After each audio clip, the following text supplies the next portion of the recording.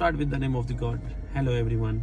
So basically, once you start this industry, did you make your mind? Are you a real estate broker or you're doing brokerage job or not?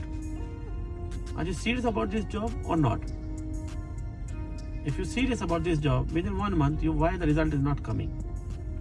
Okay, let's say 1 month is not coming, result is not coming. Go for second month. And second month result is not coming for that. It means there's something wrong. You meet with wrong person. Because the reason, I have around 10 year experience. So if your manager have, let's say 11 year experience, so it's mean if you start in this industry, then you have 11 year plus 1 month experience.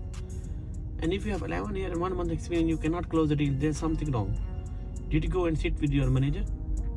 Did you go and speak to him? Did you ask him, can you give me the advice? If you run away from your manager and you didn't sit with him, then you are losing a lot of things. Go sit with him, take some time, tell him, sir, can you give me 15 minutes daily in from your life?